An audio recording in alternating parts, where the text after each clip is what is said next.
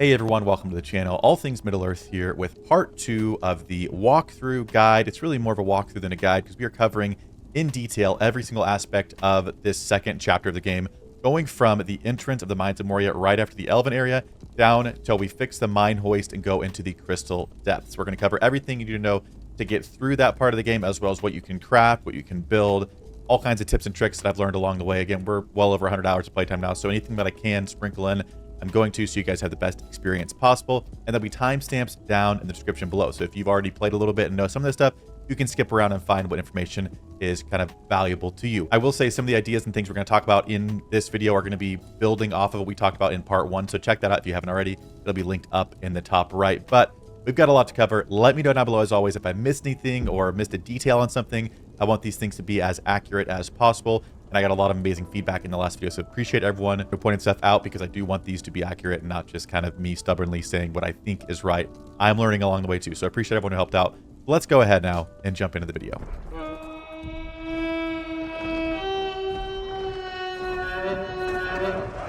Okay, so like I said, the first place we are starting is at the entrance to the mine. Again, I'm coming from the Elven area. We covered how to get here in a couple of videos actually, so if you need help with that, comment down below. We should be able to get you here into the entrance to the mine. We'll have a conversation here about, kind of marveling at how the mines look. And this is one of my favorite areas to go into when I first entered it, just because it's kind of that first multi-level area that feels like the Mines of Moria to me. So we're going to go in here, and the very first thing I want to talk about is the danger level that you're going to have when you enter this area. Now, I'll put some stuff on the screen because I don't have it currently, which I'll explain in a second why, but you're going to have this danger level at the very bottom right of your screen. If you hit tab and go to your inventory, it'll tell you exactly what your danger level is. And this danger level is going to increase over time as you make noise in these areas that have this danger level. So you want to be careful, because once that meter reaches all the way full of danger, it's going to turn red completely, and a horde will come and attack you. Now, once you inevitably call a horde in and they do attack you, you're gonna have to fight them off. And your first one in this area is probably gonna be pretty difficult, especially if you're playing by yourself. So take your time, back out if you need to, use your bow, use your shield a lot, all that kind of stuff, and try your best to get through it. Worst case scenario, you die and you go back to your base in the Elven area, but it's not the end of the world. The cool thing about the hordes is this is where you get the black diamonds. Every horde drops 1 or 2 of them, depending on how many you kill. The most I've gotten has been 2, but typically I always get at least 1 black diamond, which we do need a pretty significant amount of black diamonds to progress through this area, but also just for convenient things like more mapstones to travel around. So they're hard, especially starting out with your lower gear, but it's a good thing because that means you're about to get some really good kind of resources to help you keep progressing. So don't be too afraid when you get them. And as we get your gear leveled up as quickly as possible, you'll do better at them. Now, I think we talked about in the last video, but I just want to cover too, the ways you can tell if you're under geared or kind of equally geared for fights is based on the color that the numbers are when you're doing damage. So I'll put it on screen again. For example, you can see here in this first fight, this is one of our first hordes. Everything is pretty much dark gray, and that really means we're under geared and doing the smallest amount of damage possible. And there are 2 different levels. There's dark gray, then above that there is white, and then above that there is gold. So if you're doing gold, that's kind of best case. You're doing very high damage. And as you step down that scale, you kind of are less and less geared as you should be. So if you do find yourself in an area with dark gray, that probably means there are armor or weapon upgrades available for you that you should be getting as soon as possible. Now, one last thing I want to mention before we get kind of going around here in the mines is the shadow curse that you'll see on the ground, which actually you have to kind of use platforms to get around and get over, like I'll show on the screen here. We have seen this covering the blocking to certain doors for us, but this is the first time we're going to see it on the ground and kind of really in our way that we need to go through. So use platforms, be careful. If you get it, it just takes time to go away. So we're going to talk about having rations and things you can use to heal yourself, but for the most part, try not to step into stuff if you can absolutely help it, because it is a huge pain in the butt. Now, moving in here, there are really 2 directions to go. You can go right, and there is a statue or 2, depending on your world. There's one building up there that might have some things in it that you'll want to grab. But for the most part, everything we're going to do is going to be just a hard left here, and this path is going to take us all the way down to sort of the base level where we can go in multiple different directions. So once you've explored the right and make sure you didn't miss anything over there, take a left and kind of start really venturing down into the mines. As you go down, and if you went right, you will see different buildings that are kind of ruined old dwarven structures, some with kind of different themes to them. And I want to give some advice for these if you are exploring around. Once you've gone inside and gotten everything in a building, I'm personally putting torches outside of my buildings like you see here to sort of signify that I have already explored this completely and there's nothing else for me to get in that area. There will be times where you're backtracking looking for maybe a ranger scroll, which we'll talk about in a second, or other items. And it's really helpful to know what you've explored and not, as opposed to rechecking the same house 3 or 4 times because you're thinking, did I really check that or not? So do yourself a favor and use torches to kind of show what areas you've explored. This can also apply to just different areas on the map. If you want to put them at an entrance you've already gone in to kind of differentiate where you have and haven't been, it can be helpful. Seriously, I did not do this a lot in my first playthrough and I regret it. Use as many things as you can to kind of help remind yourself what paths you've taken, or if you want to use torches to light up the way back to home, whatever it is.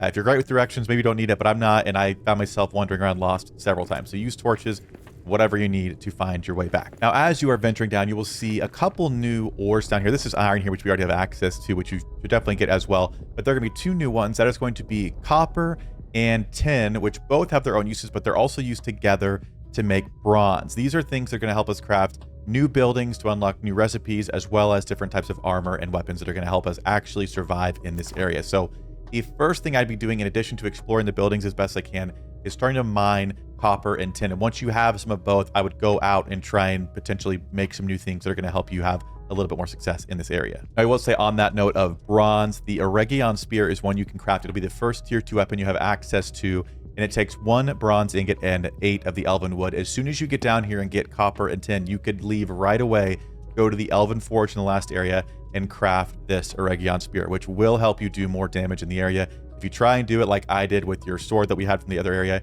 it's just going to take forever to kill stuff. So I would very much suggest using this spear as soon as you possibly can if you get bronze. Otherwise, we'll have to get some recipes and unlock other stuff, which you can do, but it just depends on how lucky you are with when you get your recipes to unlock new weapons. This one you already have access to, and I would very much suggest crafting it right away. Now, whether or not you've gone and made the spear, or you decide to kind of go the difficult way and try and find the recipes first for the next weapons, you're going to find them by repairing these statues. Same as the last area, you just have to have the steel hammer that we would have made for the last area. So assuming you have everything from the last video, you should be good to go to repair these. And once you do repair them, you'll unlock recipes for new types of armor and weapons. Now, I do think it's going to come down to personal preference, but there is going to be the options of the steel sword, steel battle axe, and last alliance maul. If you read the descriptions, all of them do things that are slightly different. Some do more damage, some do better against armored characters, some are faster, that kind of stuff. So it's really up to you. I like the one-handed stuff like the last alliance maul because I still got to use my shield. If you're playing solo, that can be very, very helpful. If you're with a group and you just want to go around and just hack and slash and stuff, the two-handed stuff is very fun, so you can try that out as well. But really, it's probably going to be what recipe you find first, depending on what paths you take or what statues you find. So if you unlock one of these completely, I would definitely go back and craft it as soon as possible. And you can see the recipes for these are right over here. It's steel, bronze, elven wood, and hide. Again, if you've gotten tin and copper, you can make the bronze ingots, and those are going to be things you should already have access to, like elven wood in the last area. Hide you're going to get from killing the different elk, deer type things in the last area, as well as bears. So you may have to go there and take a few of those out to make sure you have enough hide to craft this stuff. Now, as far as armor goes, you're going to get new recipes as well from these statues, and it's going to be the Erebor sets. We have the Erebor ringmail, Erebor planked gauntlets, the Erebor boots, and the Erebor city watch helm. These things will require steel, which we've already have access to a lot more easily from the last area. So assuming you have enough hide and enough iron to turn into steel with coal, you can make a full set of Erebor armor by the end of this area, which you definitely want to, because as we progress down, it's just going to get harder and harder. So more armor means less time you're going to die, which means more time playing. So you definitely want to keep upgrading your armor as quickly as possible. Now, once you get down to the very bottom of this first area that we are going on the path, you're going to see a little ruined camp area over here to the right with these 3 columns here. This is going to unlock a few more things for us. We're going to go over the new buildings we have access to with the new types of ores and things we have unlocked in this area. So go ahead and head on in here, put a wall and doors up and some light so that makes this place feel a little bit more homey. And now we've got some new buildings that we can fix up and use for the first time. First off, and one of my favorite ones is the rune table. You need elven wood to fix this, and the rune table allows you to enchant your items with runes. My personal favorite being the Orcbane one. The Orcbane one requires sapphires, which you'll get from raids that come. You can also find them in chests in this area, which we'll also cover in a second. But the Orcbane steel battle axe does more damage to orcs. So in addition to having the best weapons in this area, 90% of the stuff you're going to fight is going to be orcs. And so having extra damage for them just makes it that much easier. So I would suggest Orcbane pretty much for the entire game. There's almost no circumstances where I don't like that. If you want to carry around multiple weapons, you can, because there are things that do more damage to wargs and wolves in the road that you might want to carry one of those for a pack of wolves or whatever. But for the most part, Orcbane is the way to go, and the rune table is seriously a game changer. Next up is the Hearth. Now, we've already talked about Hearths. Actually, we didn't talk about Hearths. We talked about Hearths, and I had mispronounced Hearth as Hearth in the last video, and I got several comments, and I just wanted to point out that I've heard you guys. I feel like in my head I knew it was Hearth, but it reads as Hearth when I see the text, so I got confused. I sing the Dwarven mining songs and say Hearth, but it is Hearth, and I apologize. I will try and do better. You guys just got to be a little bit patient with me, but I do appreciate it. It was kind of funny to see how many comments people were like, you're mispronouncing it. It's Hearth, not Hearth. So anyway, just throwing that in there. Yeah, that's it. Next up is the Mapstone, which we've already talked about, but you do get a second Mapstone that you can repair in this area. And so as soon as you have your second Black Diamond, which if you had the same luck we did, we got raided when we put together the Elven Forge, and a Black Diamond dropped for us. So as soon as you get your first Horde down here, you should get your second Black Diamond, which now means you can travel between your two Mapstones, which are in the very, very first camp in the first part of the game, and now down here in the Mines of Moria. Something that I don't think a lot of people know that I did figure out through this playthrough is that you can deconstruct the Mapstones. As long as you put Black Diamonds into them, you can usually deconstruct them and get everything back for a complete one. If it's one of the ones you repair later in the game that only require stone, those typically cannot be moved. But I only put one Black Diamond to fix this Mapstone, and if I deconstruct it, I just got 3 Black Diamonds. So technically, as soon as you get 2 Black Diamonds, you can turn them into 6 by deconstructing your Mapstone. So what I ended up doing was I ended up going back to the very first camp, and I ended up rebuilding that one and then deconstructing it and moving that to the Elven area, because that's where we decided to settle our kind of main base with all the good resources in that area. So I would suggest doing that as well. If your main base is in the Elven area, rebuild the one that's in the earlier area and put it in the Elven area. Again, if you want to stay in the earlier area or you want to have more around the map, that's totally fine. But it takes a while before you have enough Black Diamonds to really have them all over the place. So I would try and just get 2 going in your main base, and down here you're kind of close to everything you're doing, kind of a forward operating base, if you will. Something else of note, and something we did not talk about in the first video that's actually very, very crucial for progressing further in the game, and it kind of leads to one of the questions I get asked the most, and it is this one here. It is Lóni's chest. We actually found one in the last area as well, which was Ori's chest. And if you interact with this chest, it'll give you a recipe for a key to make. And if you make that key in this area and then unlock it, you're going to get a hint as to where the next Durin's Axe fragment is. So if you go to your map, or if you go to your objectives by hitting G and go to My Journey in the Dark, whenever you interact with this chest, you'll get your second one, and we got our first one when we looked at Ori's chest. So here you see it's crossed out as it says open Ori's chest, and the next one is search in Westgate. It says go to the area marked on the map and search for a fragment of Durin's Axe. Such an important dwarven artifact cannot have fallen into the hands of the orcs. If I trust Ori's journal, a fragment of Durin's Axe will be located in Westgate. I shall hunt for it. So then you have the find axe fragment, which kind of happens when you get into the area, and it gives you more tips about where it is. So if you're having difficulty finding the axe fragments, they are marked on your map. They actually just updated the game, and these didn't used to be blue, but now they are blue. So the very first one from Ori's chest is in this area, in a kind of ruined dwarven area, a ruined dwarven town. And now this next one's going to be down here, which we'll read about in a second. Now, this is the post that you get when you open this chest, and it says, search the mines, go to the area marked on the map, and search for a fragment of Durin's Axe. So as soon as you get this, you'll have that next spot unlocked we looked at. And it says Ballin's company had been searching for a fragment of Durin's Axe in the Mines of Moria. It doesn't sound like they're able to find the piece, and the location on this map is inside what the orcs call Orc Town. So again, it's kind of, it doesn't really point it out, but it is, once you get access to this chest, it's telling us the axe fragment for Durin's Axe is going to be in an area called Orc Town. So that's kind of a kind of main thing we're going to do in this part of the video. So again, if you're struggling, if you're late our game and looking for your final fragments, make sure you go through your map and look at all these areas that say search area. They're a lot more obvious now than they were because they are blue. They used to be black. So you can go through the different areas and see as you progress where your pieces should be. Okay, next up is the oven. Now, the oven can be crafted once you have access to bronze. Again, everything that we're talking about can be crafted with the ores found in this area, as well as just progressing to this point, unlocking these things. So the oven is what allows us to craft our first rations, which is legitimately the biggest game-changing thing that you can do for yourself in this game. Rations are actually food items you can take with you and heal yourself as you're out and about. So what we're going to do is stock up on a lot of these things, like the ingredients for lambast or the dried fruit. Those are all in the Elven area pretty much. So if we explore around there and just keep collecting the grab apples, for example, you should be able to make several stacks of dried fruit to take with you. Same with lambast. The Khazad-dûl oats are down here in the mines wherever you see light shining through. There's usually oats growing there.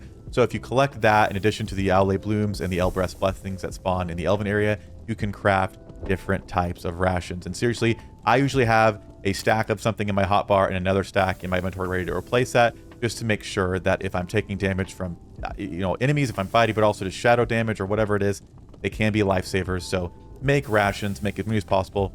It's worth taking time to go farm resources for rations to then keep playing and exploring so you don't die as soon as you come into difficult area. Now, next up is the Brew Kettle. The Brew Kettle can be crafted with the new resources as well. This is in our kind of Elven base here because I don't have one in both spots yet. But the Brew Kettle is going to unlock some recipes for you, just starting with the Evening Ale, and then we'll unlock other ones as we go. But the Evening Ale, you just need the cranberries and Khazad-dûl oats to make, which you, again, should have some of. And what you can do with this, and I'll put some stuff on the screen so you guys can see, if you take a drink of the Evening Ale, and they'll do a little song as you're drinking it, and then go to sleep, you'll get a buff when you wake up that lasts for a long time, which can be really, really helpful. So if you have a brew kettle in your Mines and Moria base, it's down in the mines, you take a drink of your Evening Ale, then you go to bed, then you go out to explore after you've eaten and all that stuff, you'll have full health and you'll be well rested, and you'll also have a buff, which there's a lot of them. There's probably like 5 or 6 of them I've seen, and it's been random each time. So some of them just help you take less damage. Some of them help you fast travel without taking any penalties or whatever it is. So make sure you get a brew kettle as quickly as you can and get some brews going. Something else important is the bellows. The bellows are needed to unlock different metalworking. So the new armor and weapons, some are going to require the bellows. It just takes steel, elven wood, and hide. So craft that, throw it by your forge, and then you'll be able to unlock more stuff. Now, building up for a brew station, as you saw when I was just talking about it, I did have a different brew unlock, which gives different types of effects. And you unlock those from fixing the ranger journals that you find in the map. The ranger pages look like this, and I'll put some stuff on the screen so you can see. They're usually just laying on the ground in different buildings or in chests that you find in encampments or around the ranger journals. So grab these as you find them. And there are different types of journals. I didn't actually know this when I first started playing, but it does say here found in the mines. And if you're in other parts of the map further along, it'll say found in the lower deeps or found in Dwerodelf or whatever it is. So you'll kind of know which ones go to which places based on where they say they're from. But hold on to these because we will find a ranger camp relatively soon. Now, speaking of ranger camps, they're typically looking something like this, and there'll be a broken hearth, a camp hearth. There'll be a bedroll you can repair, sometimes some farm patches like this in the book right here. Now, this one is done because of the pages in it, but you put the pages into these books and you'll unlock a new brew recipe. Now, these are definitely worth doing because some of them are very simple. Like this one says raises max stamina and stamina regeneration, which is great. But some of them help you resist things like poison damage or cure poison damage, which are very, very annoying. So these are worth grabbing. Grab the pages, or if you find a camp before you have the pages with you, make sure you mark on the map that there is an unfinished ranger journal in this area so you know exactly where to go back, because we did not do this in our first playthrough and we ended up having to retrace our steps all over the place. It's a huge pain in the butt. So mark these when you find them and you will not regret it. Now, a few other things I want to point out before we move on to the last kind of major areas in this part of the map are feathers or bird nests. You'll see here on the screen I've got 3 up here. Now, these are kind of all over the place, but I've found that feathers are sort of a rare resource. If you want to make arrows down the road, like better arrows as you go so you can actually do decent damage with them, you need feathers. So anytime you see bird nests, go build platforms up for them so you can get to them. My understanding is the feathers and the eggs do respawn, so every couple of days if you go by, just hop up there and check them and grab feathers, because you will thank yourself later on when you want to build some tier 4 or 5 arrows or bolts or whatever it is. You'll need lots of feathers for that. All right, now sort of wrapping up, at least slowly, I want to talk about the last 3 kind of major points of interest in this area. The first one is going to be Orc Town, which is where your second Durin's Axe fragment is going to be found, as well as an Orc boss.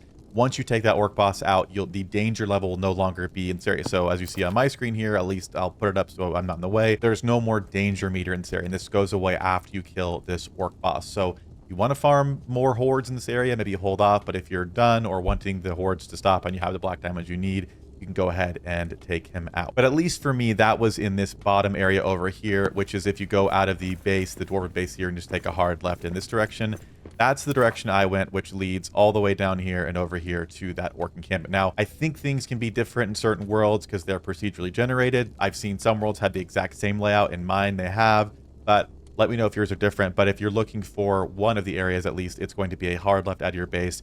Follow that path, and we're going to go to Orc Town. And here we are at Orc Town. Again, it's very hard to miss. If you go to it, the first one will pop up and say Orc Town on your screen. There are 2 doors you have to break down that are very easy to break, and there's going to be a lot of goblins to fight inside. I'll put it on the screen so you guys can see. But it's pretty much 2 of these smaller encampments here on both sides. You take out all the orcs, you break the banners, and you're going to get the keys to open up the chests, which are going to give you things like black diamonds, as well as sometimes ranger pages and other precious or semi-precious gems. Now, if you keep following your waypoint to the Durin's Axe fragment, eventually in the Orc Town area, you'll come into this kind of circular structure, and this is where the boss will be. His name is Bolgak, if I pronounce that correctly. You're going to have to fight him to have at least this area cleaned out, and like I said, the danger meter removed in the whole mines area. And if you're wanting to find the Durin's Axe fragment, it's actually on top of the structure, so all you have to do is go around to one of the sides, and there will be a ladder that you can climb up. Actually, it's over here on the backside. You over here, there's going to be ladders you can climb up. You can also build platforms to go up. But if you go up here, you will see that over to my left, there is a Durin's Axe fragment. This one, even though I've already gotten it, still stays here and is lit up, so you can kind of really make sure you've gotten it. Whereas at least the first one did not do this, so this one is an easy one to double check. But that's the Durin's Axe fragment. There are more chests in the middle, and once you do kill the boss, the enemies in this area will also despawn the ones that are attacking you. So if you're by yourself, you might want to try and just focus on killing the boss so that all the other orcs stop attacking you. But if there's a lot of you, probably spread out and kind of keep the orcs spread out as well so they're not too focused on you. All right, next up is going to be the mine hoist. Again, for me, this was in kind of the bottom right of the map. If I go down here, this is where we are right here. So if I kind of backtrack from the orc area and just kind of take a straight shot down here, that's where it was in mine. Again, it will probably be different in your map. But if you find this area, this is how you get into the next part of the map, which we're going to need 15 black diamonds for, 20 elven wood, and 30 natural fiber. There's more than enough of all that stuff in this area if you've kind of gone through enough of it. So if you're finding yourself short on black diamonds, it probably means it's not quite yet time to move back. I will say there is a mapstone here that you can repair for no cost other than stone, so you can do that. So when you're ready to come over here, you can just fast travel here and go down. But this is on our way to the next area. And again, you might find this first, you might find it last, you might find it between the other things, but I just wanted to point out where this is and what it looks like so you guys know kind of roughly what you're looking for. Again, it's hard to miss if you found this. So again, for me, it was kind of in this bottom right area here. Over here was Orc Town.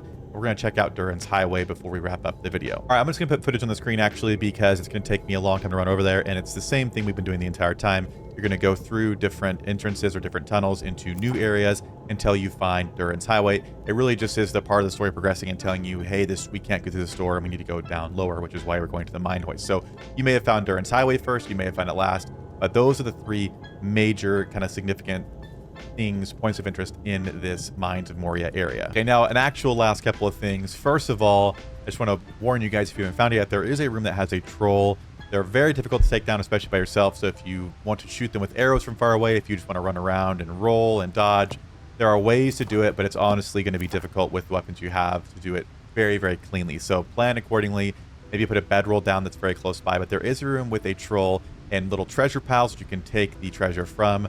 Other than statues in that room to unlock recipes, there's no crazy benefit to killing them right away. So if you don't want to mess with it, you don't have to, but you can do it. We did it with 2 people and I didn't die the whole time. It just took a long time to roll around, hit him a few times, kind of run away and eat food, and rinse, repeat over and over and over again. So it is doable, but that is something that will be in the mines that you potentially will find. The last thing I want to talk about, and probably the most confusing part of the game, is the multi-level rooms. I've kind of mentioned it a few times, but there are rooms like this that have multiple levels, and the way you can tell if there are kind of different levels for rooms is by the color of the squares on the map here. So everything that's kind of lighter that you see right here, that means we are on the same level, kind of height-wise, as those things. And if there is a passage between or connecting to a room, but it's grayed out like you see right here or in several of these areas, that means in the room I am in, there is a passage to another room that is above or below me. So it actually means there are 2 squares or 2 tiles on top of each other in a lot of areas. So this tile right here is going to take me to a tile that's actually below the elven area, but it's in the mines below it. So if I want to go to that, I need to find the way down, which typically they're sort of paths. You have to build a little bit. Getting up is a lot more of a pain, but if you see, kind of we've made little ramps here so I can go down. And if I keep going down to the bottom, eventually I will find an opening to the next area, which will kind of put us below somewhere we've potentially already been. So this one is right here. And again, as you can see now, the map looks a little bit different because I'm on a lower area. So it shows you kind of on the lower scale what we're connected to here. So I wanted to make sure to point that out because not only in this area will you need to do that to find all the weapons and armor, whatever else you're looking for. If you can't find the troll or you're having a hard time, make sure you check the multi-level areas. Things like Rangers pages or Rangers books are in these areas as well. But this will be something for the rest of the game until the very end, finding the final boss. That is a huge pain in the butt. So you want to get used to traversing them now. Again, I would use torches potentially to kind of mark where you've been so you're not backtracking too much. But it is something that I'm hoping at least at some point there's better ways to traverse in here if they add some kind of an elevator. In fact, some of these kind of ruined structures look like old or whatever, like dwarven elevators. So I would love if you could rebuild different elevator type of structures to move up and down these areas. You could also use mapstones as a way to do that, but it's very expensive at this point in the game to really, do it without just platforming up and down. So Just wanted to give you guys a heads up that this will probably be the most headache for you in terms of finding the last recipes or just your ways forward in the game. But if they are grayed out on your map, that means they're the entrance or the path to the next room is on a different level. So if you're in an area and you can't find something, that means that you have to move up or down. So hopefully that made sense, but it's not something I really figured out or wrapped my head around until we'd already played through it completely, because we just kept kind of wandering around. And if you have enough people, you kind of eventually just find stuff. But especially if you're by yourself and you can't find stuff, go on your map and check for passages above and below you, and you'll most likely find a new area that opens up to what you're looking for. But that will do it for our video here. Again, if you followed along with me and if you're kind of doing exactly what I'm doing, you should have access to all the Erebor armor here. You should have some better items like a steel battle axe or the Last Alliance maul or the steel sword. You should be able to have enchantments on your items. You should have Orcbane on your items. You should have rations. You should have at least a tier 2 shield, steel pickaxe, steel hammer, all that good stuff. And your base should hopefully have all the buildings we talked about, so you can kind of keep building all the different things to help you have more success as you play. But that will do it for this one. Let me know what you guys think down below. We'll have part 3 out as soon as possible, which will start down in the crystal depths as we fix the mine hoist and continue onward in the story. So let me know, have I missed anything thus far that we have access to already that is very, very important? If so, comment that down below, and I'll try and highlight that in the next video so everything's as clear as possible. But that'll do it for this one, and as always, I'll see you guys in the next video.